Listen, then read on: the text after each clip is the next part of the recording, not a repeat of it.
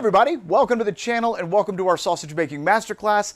Today we're going to be talking about what to do with your unused sausage casings. It's not uncommon to have casings left over after you're done making sausage.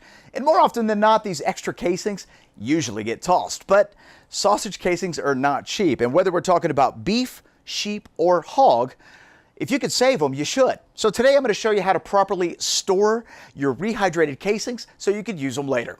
Let's get into it. I've got a bowl here of rehydrated casings and I'm done making sausages. Now, if you're going to be making sausages within the next 7 to 10 days, you could leave them in the water and keep them in your refrigerator and they'll be fine.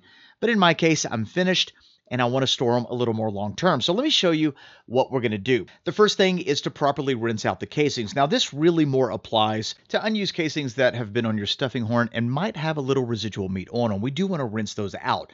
So I'm just going to open up the casing, fill it up with some cold water, and do that several times. So just flush that casing out. And this is really more to get rid of any meat particles that might be in there.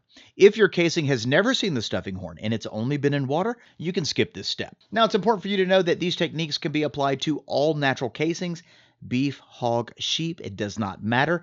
And let me show you what to do next now that our casings have been flushed out. What we want to do next is remove all the water, or as much of the water as you can that's inside the casing. So I'm just going to very tightly pinch the casing and run that through my fingers, and that should get any excess water out. And this is what your casing is going to look like. At this point, we're going to put it into a sieve. And notice I'm using a plastic sieve. This is what I would recommend. Stay away from the metal ones. And once you've got all your casings flushed and drained, basically, we're going to go ahead and salt it. Now, I'm going to start over with a fresh bowl so that you could see what happens during the salting process. And all we're going to do here is mix some salt in with these casings. Now, you could use just about whatever salt you want. I tend to stay away from salt that has additives like iodine, so you could use sea salt, kosher salt, whatever is fine. And we're going to mix that salt in there, and then I'm going to put a healthy amount of salt directly on top. And all you want to do is get all those casings coated with salt with a nice salt layer on top of it, and this is what that's going to look like. Now, we're going to let this hang out here. And what's going to happen is that salt is going to begin to draw the moisture out of those casings.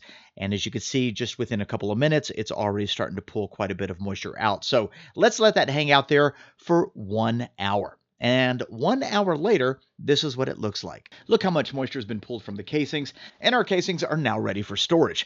Take your salt pack casings and place them into a bag. I'm just using a regular bag here, which is totally sufficient, but if you want to place these into a vacuum seal bag, that's okay too.